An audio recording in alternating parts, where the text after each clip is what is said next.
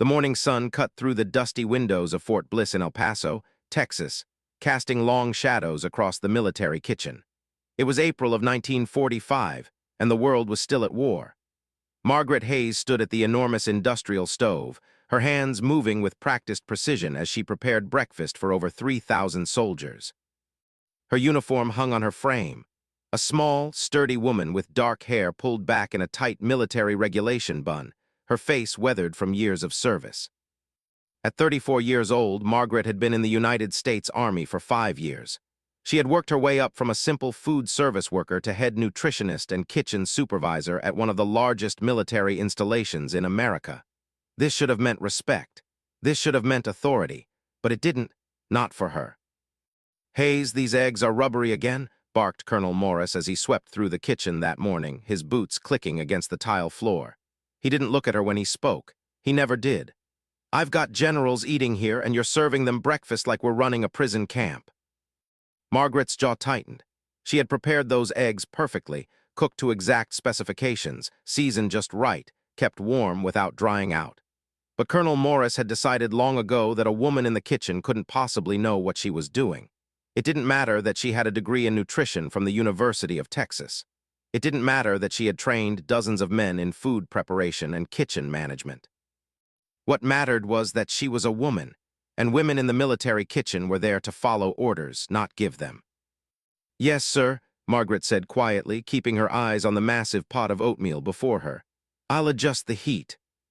Colonel Morris grunted and walked away, leaving the smell of his tobacco and cologne in the air. Beside Margaret, Private James Cotwell, a young man of 19 from rural Arkansas, looked at her with frustration in his eyes. "He's wrong, you know," James whispered. "Those eggs were perfect, better than perfect." "Thank you, Private," Margaret said without looking up. She had learned long ago not to defend herself. Words wasted energy that could be used for work, and work was all she had. Margaret had joined the army at 29, which was unusual for women in those days. Her husband had died in an accident at a cotton mill in 1936, a tragedy that left her childless, directionless, and desperate to serve something bigger than herself. The army had given her purpose. It had given her a place, but it had never given her respect. The other kitchen staff, mostly young men who cycled through on rotation, seemed to understand her dedication. But the officers, the men who made the decisions about camp operations and meal planning, they looked through her like she was part of the equipment. A stove with feelings, a refrigerator with a face. That morning, Margaret had actually received orders for something new, something that made her heart race with possibility. The telegram had arrived the night before, marked with official insignia. A group of German prisoners of war, women specifically, would be arriving at Fort Bliss within the month. They needed to be fed. They needed care. They needed a kitchen that could prepare meals quickly, efficiently, and in a way that would show them that Americans were civilized, that they were humane. The job of overseeing that operation had been given to Margaret, but not directly. No, that would be too simple. Instead, Colonel Morris had been assigned overall responsibility for prisoner welfare. Major Thomas Hutchins, the operations officer, had been put in charge of logistics. Captain Richard Brennan would oversee security. And Margaret was told to assist with meal planning. The words felt like a slap. But Margaret saw the opportunity. In her mind, this wasn't about politics or hierarchy or the endless frustrations of military protocol. This was about people who had been through hell being shown kindness. This was about proving something, to herself most of all. She spent the next 2 weeks in motion. While the officers held meetings, Margaret was in her small office, a converted storage room with a metal desk and a typewriter, calculating caloric needs, planning menus, and designing the most efficient kitchen workflow she could imagine. She pulled out every reference book she owned, every culinary manual, every nutritional guide. She calculated portions. She studied recipes. She planned for every contingency. The other women she knew, the few who worked at the base in clerical or nursing roles, thought she was working too hard. "Why do you care so much?" asked Nurse Patricia, one of the few women on base who had ever showed Margaret genuine friendliness. "They're prisoners. They're the enemy." "They're people," Margaret had replied. "And yes, they were on the other side, but people are people, Patricia. They're hungry like we're hungry. They're scared like we'd be scared. Maybe showing them that we're not monsters is just as important as winning a war." Patricia had given her a sad smile. "You have a good heart, Margaret, but having a good heart in the army gets you taken advantage of, you'll see." The day arrived, May 15, 1945, when the German women prisoners would be transported to Fort Bliss. The war in Europe had just ended, and these women were being moved to American soil for detention until political decisions could be made about their futures. Most were wives of German officers, though some had actively supported the Nazi regime. Others had simply been caught in the machinery of war and found themselves on the wrong side of enemy lines. Margaret stood in the kitchen hours before they arrived, her hands shaking slightly. Not from fear, but from anticipation. She had trained 3 of the kitchen staff, all young men who were bored with routine meals, in the new system she had designed. It was beautiful in its simplicity. The field kitchen she had requested, a special mobile unit that had been used for field operations, had been delivered and set up just outside the main kitchen building.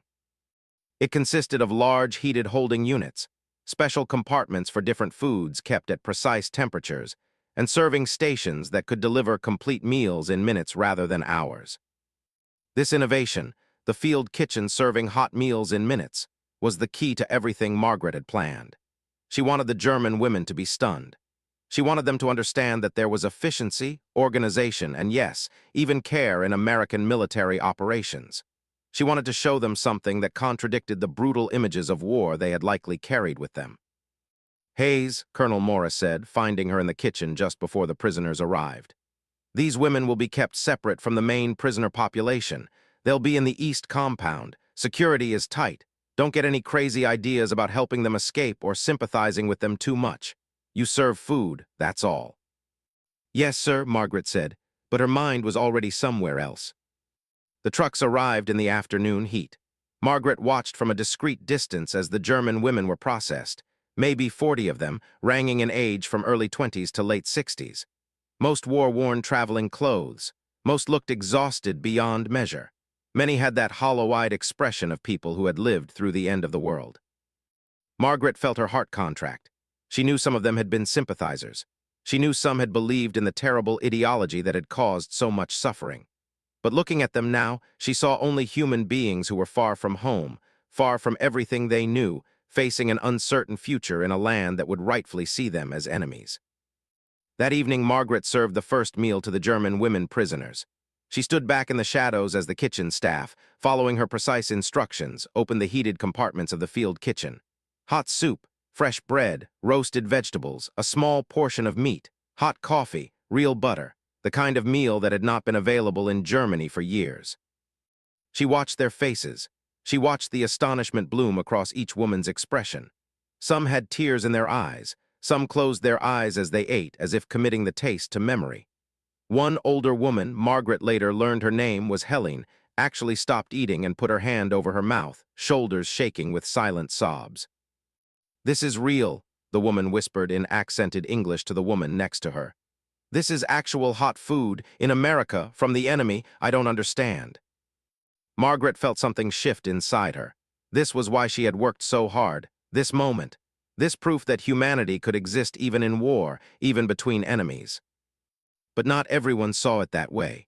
The next morning, the incident reports started arriving on Colonel Morris's desk, and copies were left for Margaret. "The prisoner feeding operation is too generous," one report stated. "These women were enemy sympathizers. They should be learning hardship, not enjoying hot meals." "The morale among German detainees is dangerously high," another report claimed. "A lax feeding policy is causing them to be comfortable in their imprisonment." Captain Brennan, the security officer, actually came to the kitchen to confront Margaret directly. "Hayes, I don't know what you're trying to prove, but you're making my job harder. Women who feel well treated are less compliant. They start thinking they have rights. They start asking questions." "They are human beings," Margaret said quietly. She was standing at the window looking out at the compound where the women were exercising in the yard. "And humans need to eat properly. It's not about being generous. It's about basic dignity." "Dignity?" Captain Brennan laughed, a harsh, bitter sound. "The war just ended and you're talking about dignity for German prisoners." "Yes," Margaret said, "I am." Colonel Morris called her into his office at the end of that first week. Margaret knew what was coming. She could feel it in the way her stomach twisted before she even knocked on the door. "The field kitchen operation has generated some concern," Morris said, not looking at her but instead examining his fingernails. "The higher-ups think we're being too soft, too accommodating. I'm receiving complaints from security, and let me tell you, that undermines everything we're trying to do here." "Sir, if I may," Margaret began, but Morris held up his hand. "No, you may not. Here's what's going to happen. The field kitchen is being shut down, effective immediately. The German prisoners will eat basic rations prepared efficiently with no frills. You'll oversee the operation, but you will not make these decisions. That's being moved up to my level. And Hayes, don't try to go around the chain of command. There are plenty of ways to make a soldier's life difficult." It was a threat, and it was clear. Margaret left his office feeling like she had been physically struck. Over the next 2 weeks, she watched her carefully designed operation dismantle itself. The field kitchen was rolled away. The special holding units were reassigned. The meals became basic: protein, starch, vegetable, everything served lukewarm and efficient, but without any care or attention to nutrition beyond minimum requirements. The light in the eyes of the German women prisoners faded.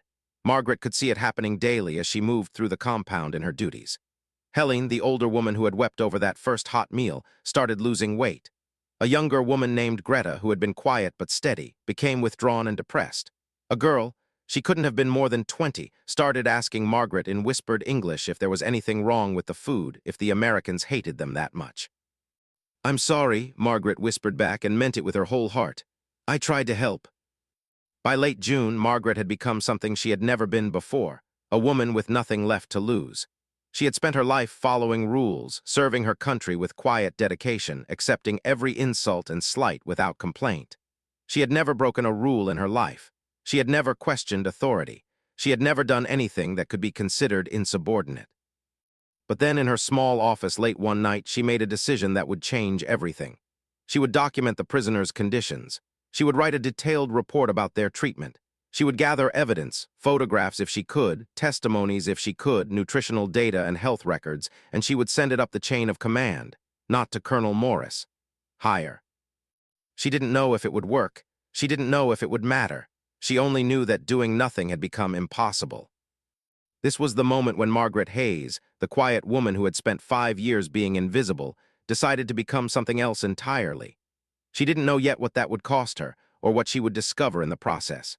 She only knew that sometimes justice requires courage, and sometimes courage requires a woman to stand alone against the very institution she has served faithfully.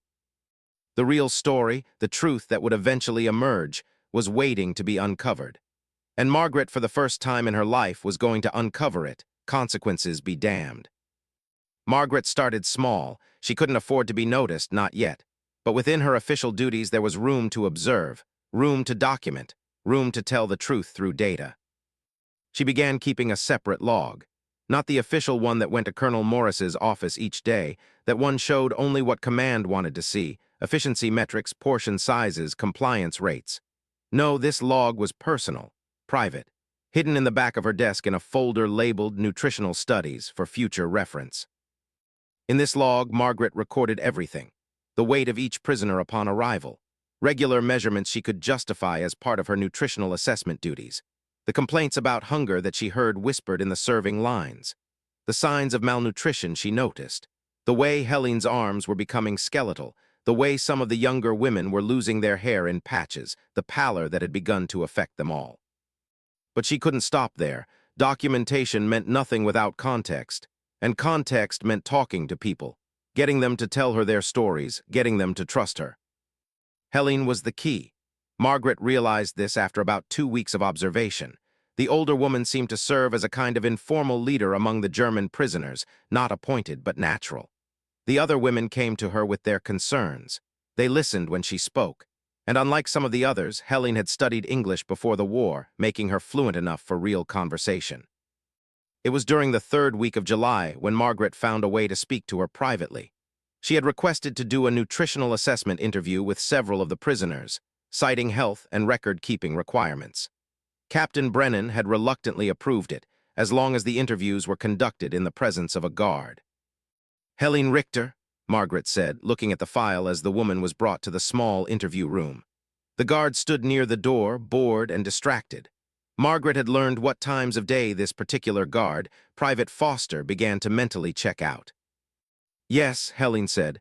She was thin now, thinner than when she had arrived 2 months ago. Her eyes were still intelligent, but they held a deep sadness that hadn't been there before. Margaret spoke very carefully, very quietly. She made a show of looking at forms, writing notes. I need to ask you some questions about your health, about how you're feeling, your energy level, any symptoms you've noticed. Helene understood. She understood that Margaret was asking about more than medical facts. The older woman glanced at Private Foster, who was looking at his shoes. I am tired, Helene said slowly in English. We are all tired. The food fills our stomachs, but it does not fill us, if you understand. When I was a girl, my mother told me that food is not just fuel. Food is love, food is care, this food is neither. Margaret's hands shook slightly as she wrote. How long have you been feeling this way? Since the hot meals stopped, Helene said. She was being brave now, taking a risk. Before that, I thought perhaps the Americans were different from what we had been told. I thought perhaps humanity existed here. Then the hot meals stopped, and I learned. The Americans are like everyone else. They punish those they see as enemies. They are not better. The words hit Margaret like stones, because they were true in a way. The system had taken her beautiful gesture, her carefully planned field kitchen serving hot meals in minutes, and destroyed it. The system had chosen cruelty over compassion, and the system had done it through her, using her work as evidence of why compassion was dangerous. That's not true, Margaret whispered. Not all Americans, and not all choices are made by those in power. Helene looked at her directly then. In her eyes was recognition, understanding. The older woman had lived long enough to see the patterns. She knew what Margaret was saying, that the younger American woman was going to do something, that she was taking a risk. Be careful, Helene said in German, forgetting or not caring that the guard might not understand. Then she switched back to English. Those who speak truth to power are not rewarded, they are destroyed. I know, Margaret said, but I have to try. Over the next 3 weeks, Margaret conducted similar interviews with 12 of the German prisoners. She spoke to women from different backgrounds, wives of officers, teachers, nurses, factory workers, and yes, some who admitted to having been Nazi Party members. What she discovered was complex, nuanced, and nothing like the one-dimensional enemy she had been trained to see. Greta, the younger woman who had become withdrawn, told her about the impossible position women in Germany had faced, pressured to support the regime while having almost no actual power to resist it. Emma, a former teacher, described witnessing atrocities but feeling helpless to stop them, and the crushing guilt she carried. Johanna, who admitted to joining the Nazi Women's League as a young woman, spoke about how propaganda and isolation had distorted her thinking, and how seeing American kindness, those first hot meals, had cracked something open in her, making her question everything she thought was true. Margaret wrote it all down, not in her private log, but in formal, official-looking reports that she could justify as part of her nutritional and health assessment duties. By the middle of August, she had compiled nearly 50 pages of documentation. The question was what to do with it. She knew she couldn't give it to Colonel Morris. That would be career suicide, and worse, it might result in punishment for the prisoners. Morris would see it as insubordination, as a challenge to his authority. He might retaliate by making the prisoners' conditions even worse, just to prove a point. But what about above Morris? The chain of command went higher. There was a general at Fort Bliss, General Raymond Harker, who was responsible for overall operations. Margaret didn't know him personally, of course. Officers of that rank didn't interact with kitchen staff, but she knew his reputation.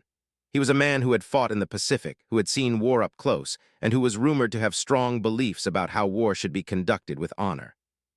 It was Patricia, the nurse, who finally gave Margaret the courage to act. The two women had become slightly closer over the months, and one evening, Patricia had found Margaret sitting alone in her small barracks room, staring at nothing. "You're going to do something crazy," Patricia said. It wasn't a question. Margaret looked up. "How do you know that?" "Because I see it on your face. That look like you've made a decision that terrifies you. So yes, you're going to do something crazy." Patricia sat down beside her. "What is it?" Margaret told her everything. About the field kitchen being shut down, about the prisoners' deteriorating conditions, about the documentation, about her plan to try to get the report to General Harker. Patricia listened in silence. When Margaret finished, Patricia said, "Do you understand how dangerous this is? Morris will destroy you if he finds out, and he will find out. Secrets don't stay secret at a military base." "I know," Margaret said. "And you're doing it anyway." Yes. Patricia was quiet for a long moment. Then she said, "My father was an officer, a good man. He always told me that the military works because most people follow the chain of command without question. But he also said that the chain of command only survives if there are a few people willing to break it when it starts to become corrupted. He said they're the conscience of the institution. And usually he said they pay a price. But if they don't do it, the institution eats itself." "Your father sounds like a good man," Margaret said. He died in 1943, off the coast of France. He was following orders, doing what he thought was right. Patricia reached over and squeezed Margaret's hand. "I think he would have approved of what you're trying to do, and I think you shouldn't do it alone." Patricia knew someone, a captain in the medical corps named Henry Weston, who had expressed concerns about the treatment of prisoners. Someone who believed in doing things the right way. Patricia arranged for them to meet, casually, at the base library, a place where strange meetings wouldn't attract attention. Captain Weston was a man in his mid-40s, with gray beginning to show in his hair and a face marked by someone who took things seriously. Margaret was nervous about trusting him, but Patricia had already vouched for him, and besides, she was beyond the point of having choices. "I've heard about your field kitchen," Weston said immediately, once they were alone among the stacks of books. "And I've heard about its mysterious shutdown. I also know Colonel Morris, and I know he's not a man who moves against something without pressure from above or below." "It was shut down because it was working," Margaret said. "Because it was making the prisoners feel human, and because some people interpreted that as weakness." "Yes," Weston said. "I suspected something like that, and now you've documented it." I have everything. Health records, nutritional data, interviews with the prisoners. I have proof that they're being underfed, that their health is deteriorating, and that it's deliberate. But I don't know how to get it to General Harker without going through the chain of command." Captain Weston smiled, a sad, knowing smile. "Morris would destroy it, and probably you too for daring to question him. But there's another way. There's an inspector from the Geneva Red Cross coming to Fort Bliss in 3 weeks. It's a routine visit. They inspect all the American prisoner of war camps just to make sure we're following the Geneva Convention. If we could get your report to him, he would have the authority to investigate independently. He would bypass the chain of command entirely." Margaret felt something like hope rise in her chest. "How do we get it to him?" "I have a contact," Weston said. "Dr. James Morris, no relation to the colonel, thank God. He works in the medical office, and he knows the Geneva inspector from a previous posting. I think I can arrange for him to receive your documentation. From there, the inspector will have the authority to conduct his own investigation.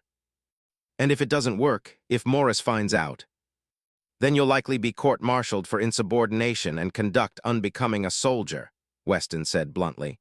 "You'll probably be dishonorably discharged. Your military record will be ruined. You'll never work for the government again. There's a very real possibility that you'll be sent to prison." Margaret had known all of this in her mind, but hearing it said aloud made it more real. She felt her stomach twist. "But," Weston continued, "if it works, then those women will get proper treatment. The Red Cross will require it, and you will have proven that the system can still function, that integrity still matters. You will have protected people who couldn't protect themselves." It was a choice, Margaret realized, a real choice. She could give up. She could destroy the documentation and pretend she had never cared. She could go back to being invisible, serving her country quietly, never rocking the boat. Or she could risk everything. She thought about Helene, about Greta, about the girl who was barely 20 who had asked if Americans hated them. She thought about what Patricia's father had said about being a conscience. She thought about the hot meals and how real they had felt. "Do it," she said. "Get the documentation to the Red Cross inspector." Over the next 3 weeks, Margaret lived in a state of barely controlled terror. She had given the documentation to Captain Weston, who had passed it to Dr. James Morris, who had promised to deliver it to the Geneva Red Cross inspector upon his arrival. The waiting was agonizing. Every time Colonel Morris looked at her, she thought he knew. Every time there was an announcement or a commotion at the base, she thought it was discovery. But also during those 3 weeks, something shifted in how the prisoners were treated. Not officially, not through any orders, but there was a looseness, a slight ease that came from small kindnesses. Private James Cotwell, who had defended her eggs months ago, began slipping extra portions to the German women. Other kitchen staff followed suit. Nothing dramatic, nothing that could get anyone in trouble, but enough. Enough that Helene's face had a little more flesh on it. enough that Greta smiled occasionally. Enough to keep them alive long enough. Margaret began to understand something about systems and power. Yes, the official system had shut down her field kitchen. But the human system, the network of individual people who still believed in doing the right thing, could work in small ways. It wasn't perfect. It wasn't enough. But it was something.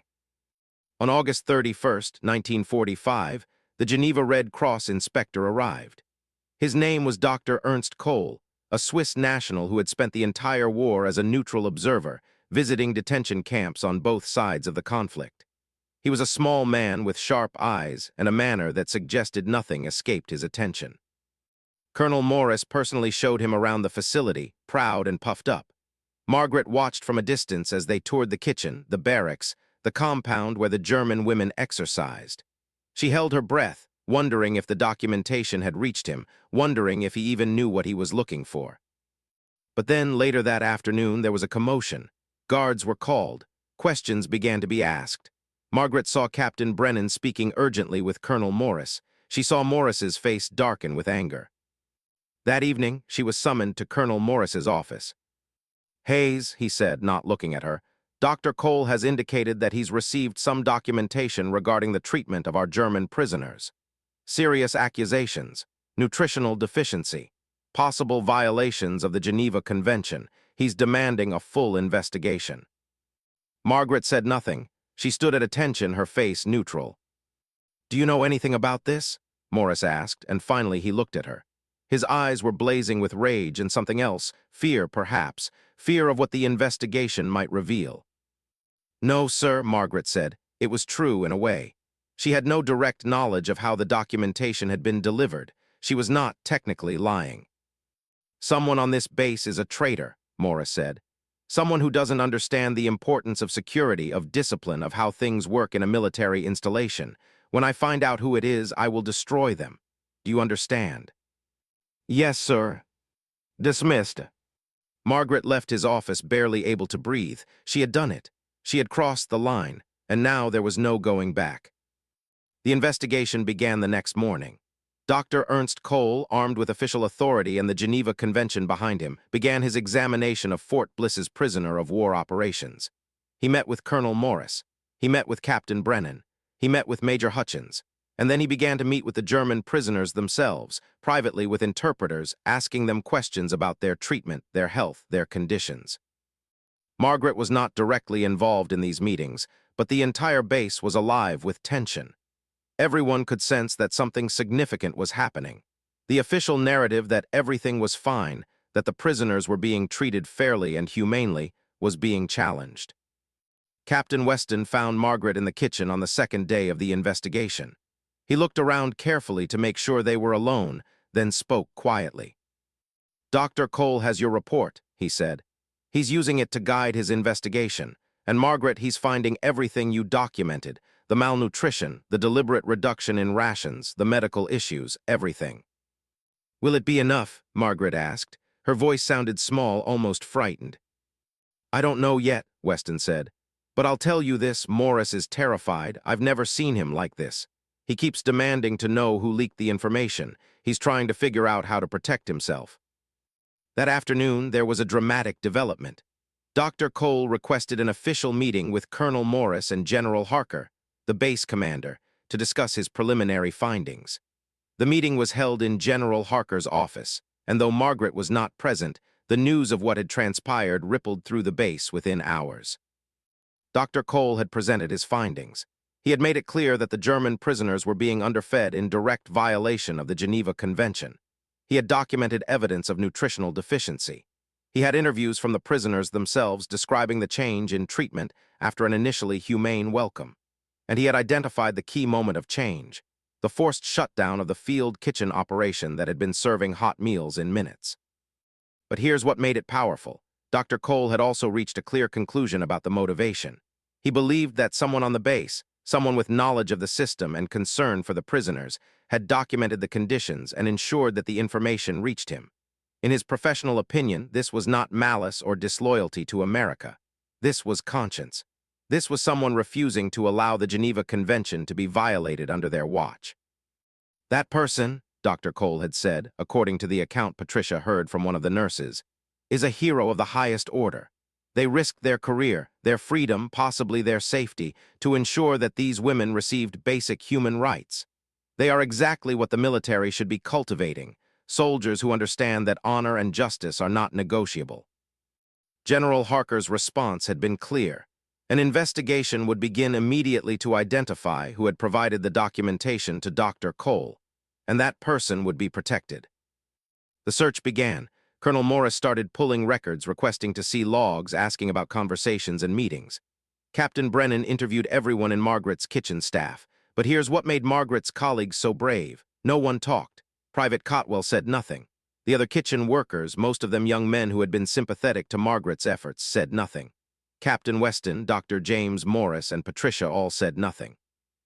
The only person who could have revealed the truth was Margaret herself, and she was asked directly by Colonel Morris on the 5th day of the investigation. "Hayes," he said, calling her to his office. She could see the barely controlled rage in his face, the way his hands trembled slightly. "I'm going to ask you this one time. Did you provide documentation to the Geneva Red Cross inspector?" Margaret stood at attention. In her mind, she ran through the possibilities. She could lie, she could deny everything, she could claim ignorance, she could protect herself. But she was tired of protecting herself.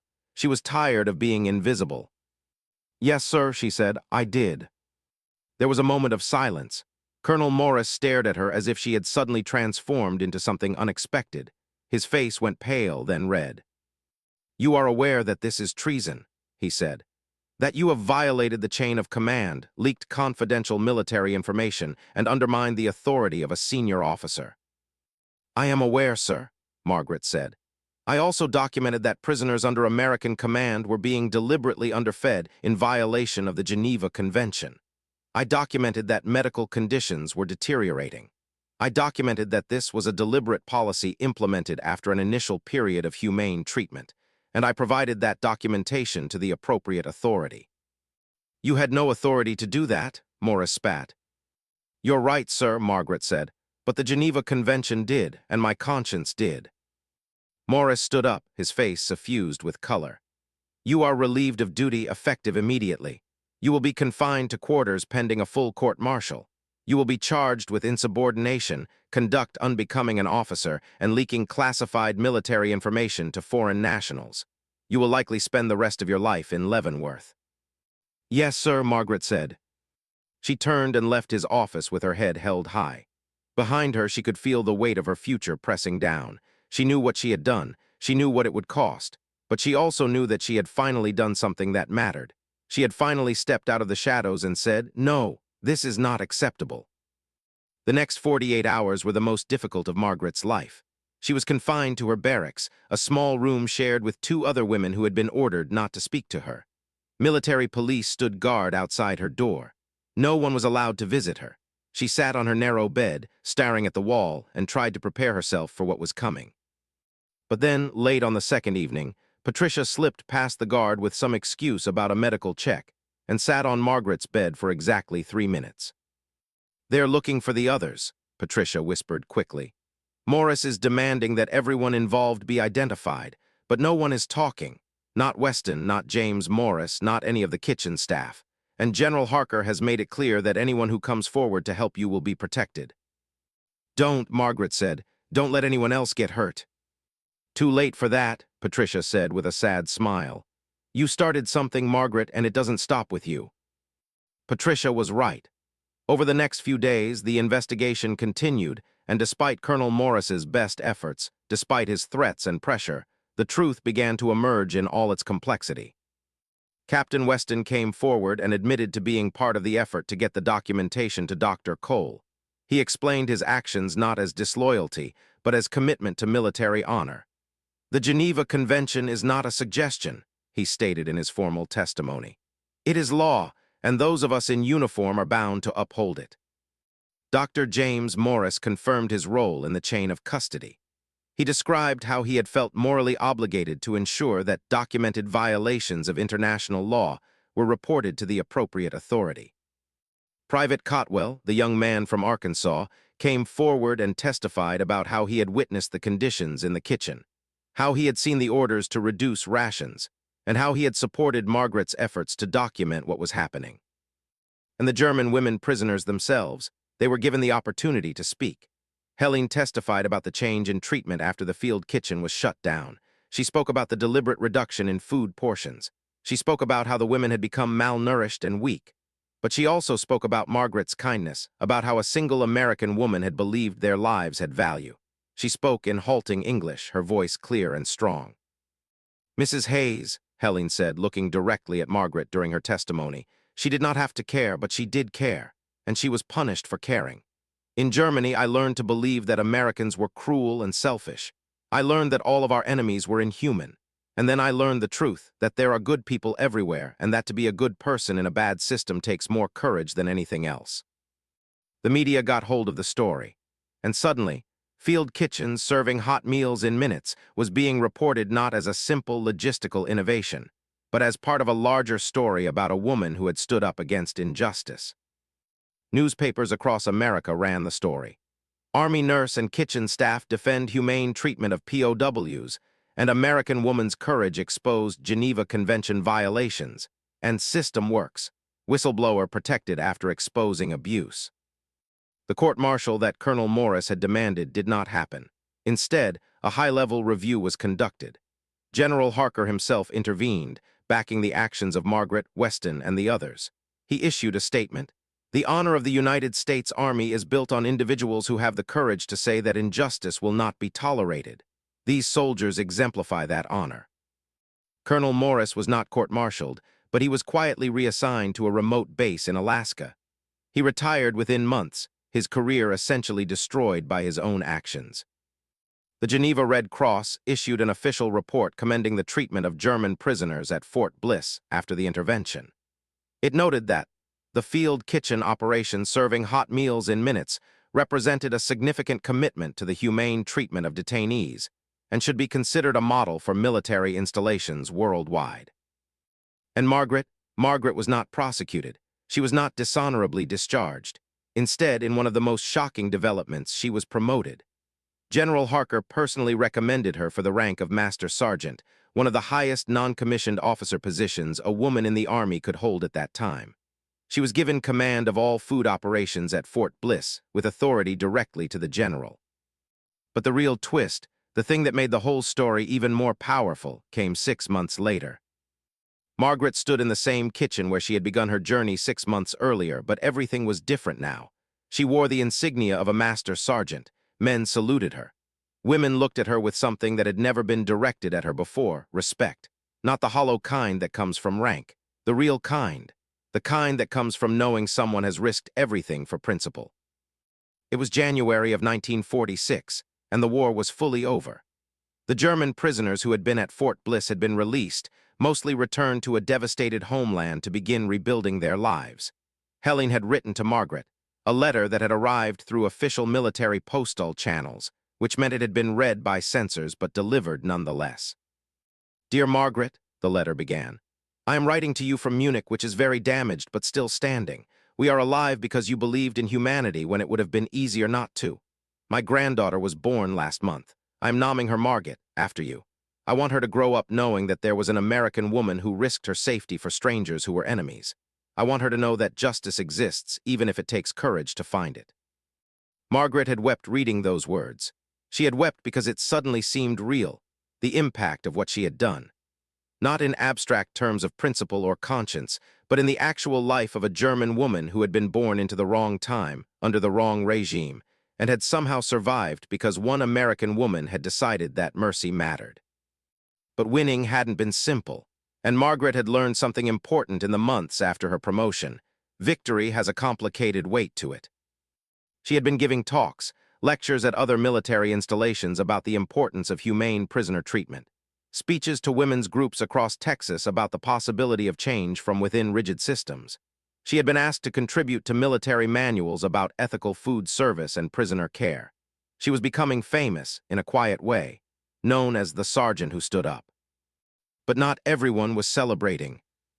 Colonel Morris had been reassigned to Alaska, yes, but he wasn't the only one upset. There were officers throughout the military. Men who felt that Margaret's actions had undermined the chain of command. Men who worried that too much emphasis on prisoner rights would weaken military discipline. Men who believed that women in the military should know their place and stay in it. The backlash came in small ways at first. A general order that Margaret's recommendations for kitchen improvements be reviewed by male officers before implementation. A memo suggesting that her field kitchen operation, while successful, had been overly ambitious and set a dangerous precedent. Officers passing through the base making comments about her getting too big for her britches. And then came the letter. It arrived on Margaret's desk one morning in February, marked with official insignia. It was from the War Department in Washington. Margaret's hands shook as she opened it. The letter informed her that she was being considered for a discharge from the military. Honorable discharge, it was quick to note. Full benefits, pension, all the things she was owed, but the implications were clear. Her services were no longer needed. Her presence was becoming a complication. They were offering her a way out. Patricia, now a full nurse with the rank of first lieutenant, came to Margaret's office when she read the letter. "They're getting rid of you," Patricia said bluntly. "They can't court-martial you because too many people know the truth. They can't demote you because you're too public now. So they're offering you an honorable discharge. It sounds like a prize, but it's a removal." "I don't want to leave," Margaret said. "I love this work. I love what I do." "I know," Patricia said, "but think about it. You've already won. You've already changed things. Maybe it's time to think about what comes next." Margaret sat with the letter for days. She thought about what she wanted. She thought about what the military wanted. She thought about what was fair, what was right, what was possible. And then she made a decision that surprised everyone. She requested a meeting with General Harker. She went into his office in her dress uniform, with her promotion insignia polished to perfection, and she saluted. "General," she said, "I have received notification of a discharge opportunity. I've thought about it carefully, and I'm going to accept it." General Harker had looked shocked. "Sergeant Hayes, you don't have to leave. I can fight this. I can protect your position." "I know, sir," Margaret said, "and I appreciate that, but I think Patricia might be right. I think I've done what I came here to do. I've shown that change is possible. I've trained staff who believe in humane treatment. I've created systems and procedures that won't go away when I leave. And maybe the best thing I can do now is step back and let other people, maybe other women, come forward and do their own work." "You understand that they're trying to get rid of you?" Harker asked. "Yes, sir, I do," Margaret said. "But I get to choose how that story ends. They can remove me from the military, but they can't remove what I've done. They can't remove the fact that a system designed to be rigid and uncaring changed because one person was brave enough to challenge it. And sir, if I stay and fight, it becomes about me and my career. If I leave, it becomes about the principle, and the principle is bigger than me." General Harker looked at her with something like awe. "You're a remarkable woman, Sergeant Hayes." "Thank you, sir," Margaret said. The discharge papers came through in March of 1946.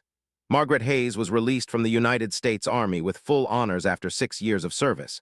She received a letter of commendation from the War Department. She was invited to appear at ceremonies and celebrations, but she declined most of them.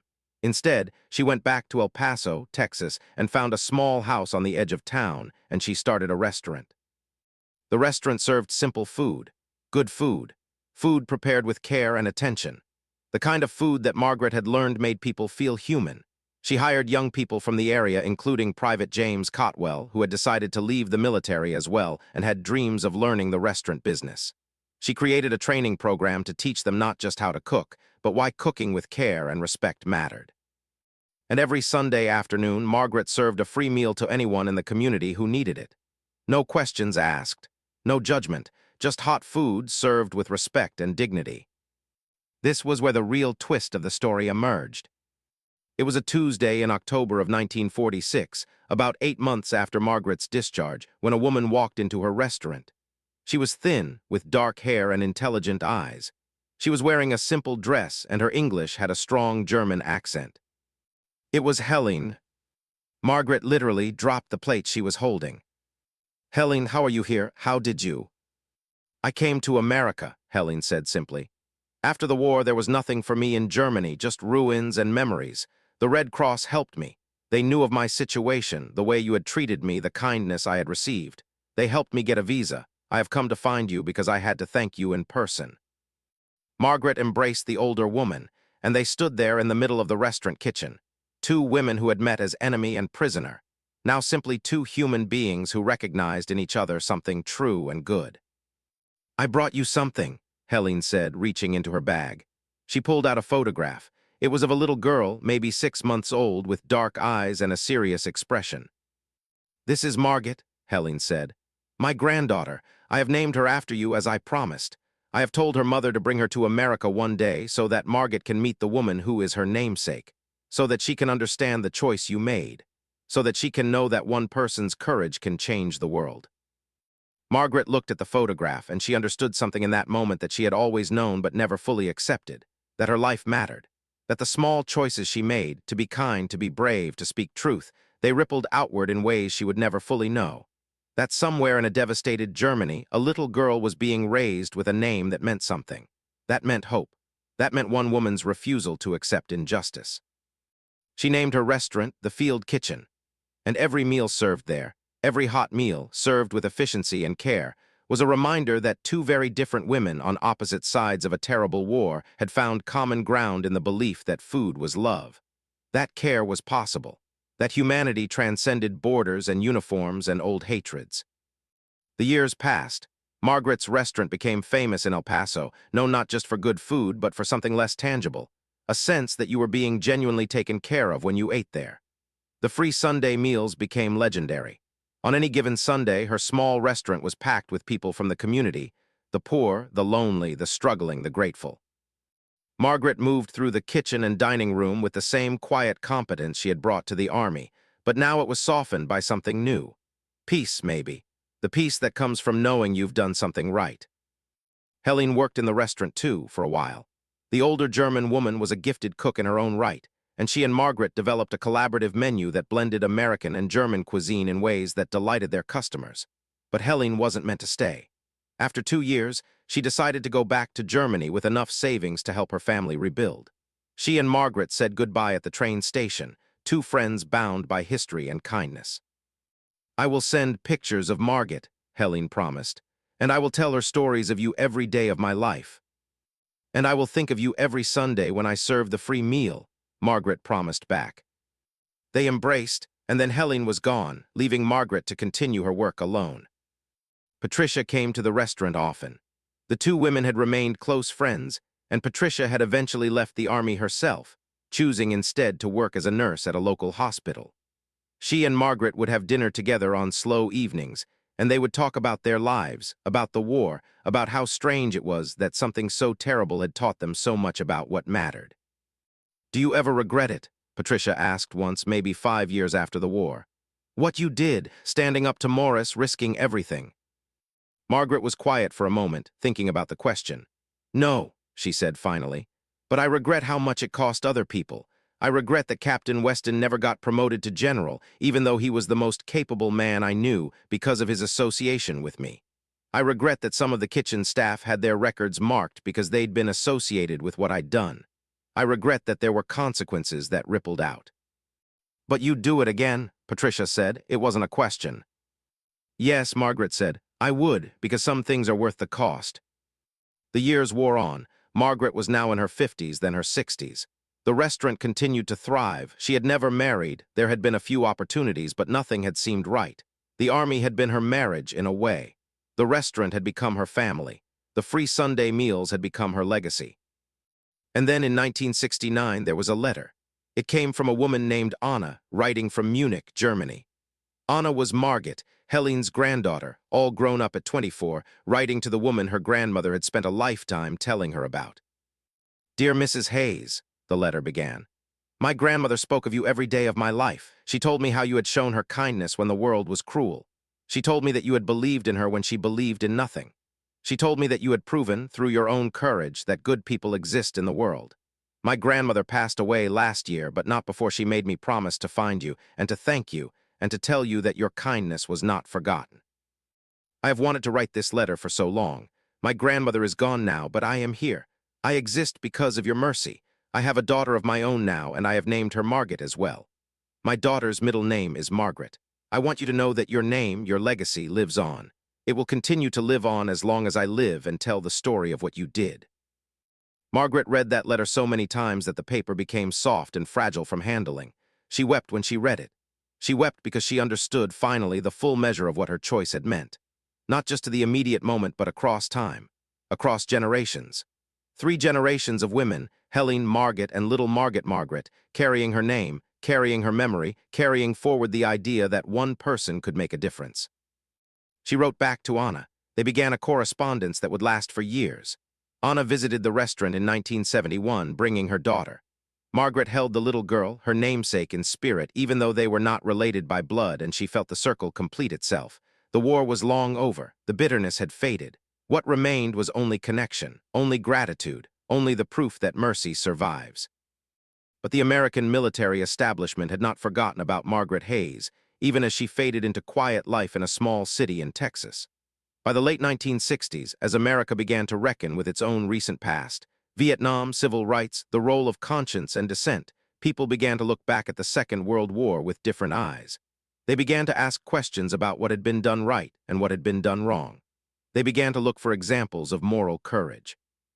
In 1971, a historian named Dr. Robert Hendricks published a book about American prisoner of war operations during World War II. One chapter was devoted entirely to the incident at Fort Bliss. The chapter told the story of Margaret Hayes, the woman who had designed the field kitchen, who had documented violations of the Geneva Convention, who had risked her career and possibly her freedom to report those violations. The chapter called her one of the unsung heroes of American military justice. The book became popular. It was taught in some universities. It was referenced in discussions about military ethics and the importance of the Geneva Convention.